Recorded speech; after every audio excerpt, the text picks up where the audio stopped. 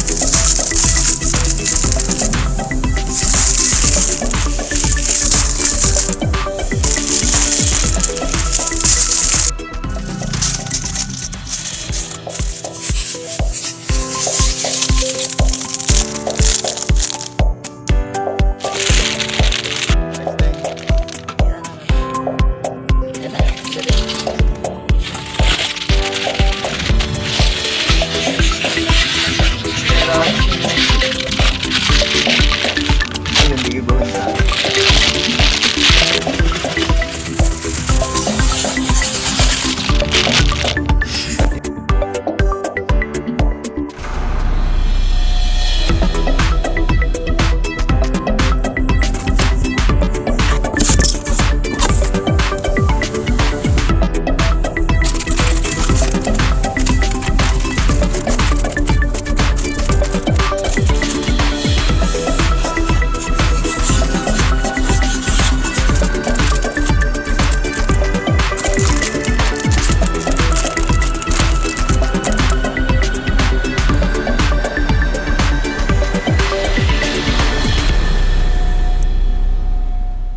Welcome back mga ka-BSS. Nandito po tayo ngayon sa Naga City, the heart of Bicolandia. Saan pa?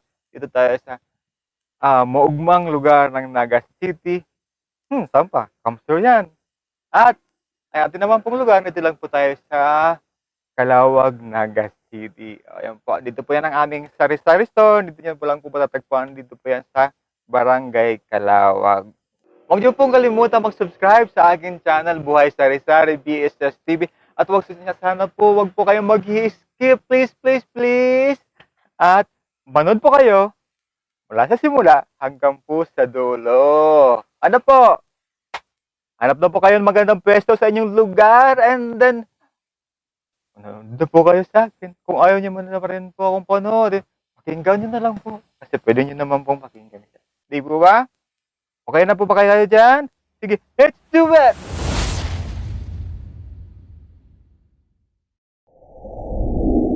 Sa business, pwede ka bang kumita kahit laway lang puhunan mo? Ang tawag dyan ay alsada. Sa English naman, yan po ay consignment. Sa sari-sari store business ba, pwede ka rin bang kumita kahit maliit lang ang puhunan mo?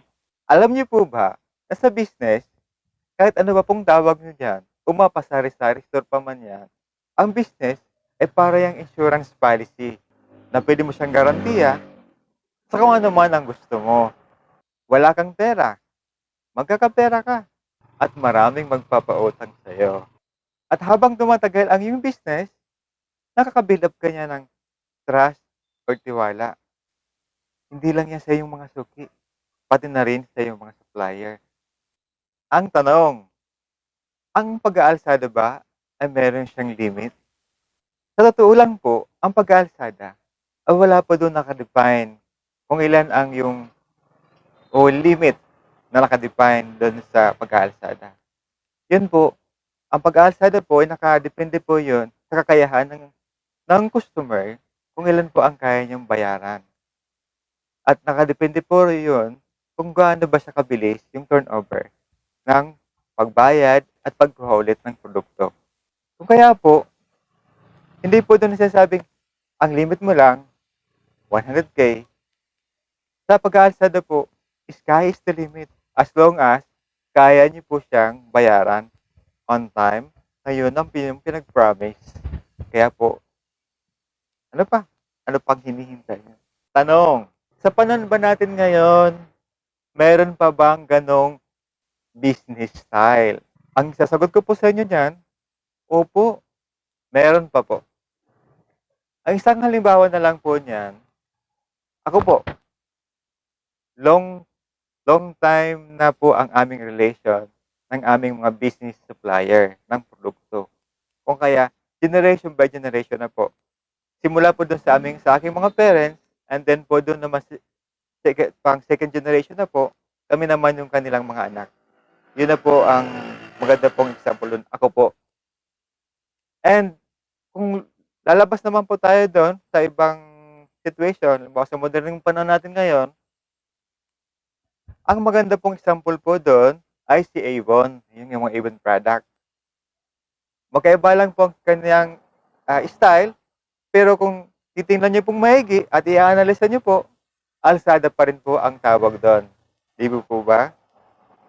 Yan po ang sa modernong panahon ng pag-aalis. Ang sabi ng aking magulang sa aming local dialect,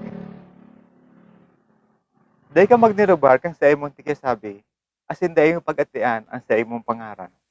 Panganing, daw asin ka man makaduman, may magtiwala sa imo." Sa Tagalog naman, sa Tagalog, huwag mong sirain ang iyong ipinangako at huwag mo ring dumihan ang pangalang ibinigay sa iyo para kahit saan ka man makarating, ay merong may magtitiwala sa iyo. Now, if we can build trust sa ating business, same with sa hawak kong perang papel na to, do you think anong kayang gawin nito sa ating buhay? Trust is a big word. Maging sa dollar pa nga o dolyares, nakasulat pa yun sa kanilang pera. At sa atin namang pera, anong nakalagay doon? Pinagpala ang bayan ng Diyos ang Panginoon. And if we trust sa papel na may nakaimprintang numero, na ang nakaimprintang numerong yun ang kanyang halaga, yun ay dahil tayo ay may tiwala or trust sa nakaimprintang numerong iyon. At kahit sino ay magtitiwala sa atin dahil pinapakita natin na tayo ay taong trustworthy. At tayo naman ang gumagawa kung ano maging tayo. Gusto mo maging milyonaryo? Yes, we can.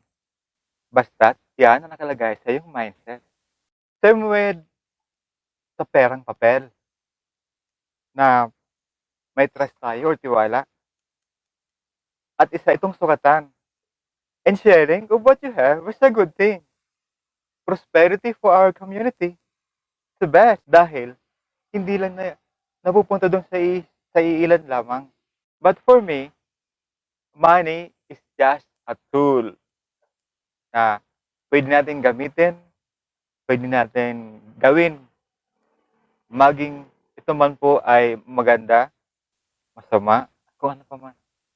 Pero, ang masasuggest ko po sa inyo, huwag po tayong kukuha ng kung ano mga bagay-bagay na nakaka-apekto pa sa ating environment, please.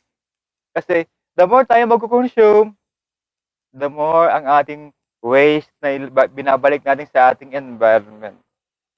Pwede ba naman? Gawin na lang natin yung tama lang. Kasi, although, hindi masamang mangarap, madaming mga materials na bagay tayong accumulate. Pero at the end of the day, wala rin layang ng mga silbi, di ba? Gawin na lang natin, live in a skillful way. Diyan po magtatapos ang ating vlog sa araw na ito. At mag-iwan po sa inyo na ang perang ito, di man siya perpekto dahil sa gawa ng tao. And we always pray na ang bayang pinagpapala ang Diyos ang kanyang Panginoon. And we trust God. At libre lang po at walang bayad ang pag-subscribe sa aking channel. I-click nyo lang po ang button sa baba para po manotify kayo pag merong bagong upload sa ating channel. Diyan po magtatapos. Bye-bye. See you again. Huwag pong kalimutan mag-subscribe, please.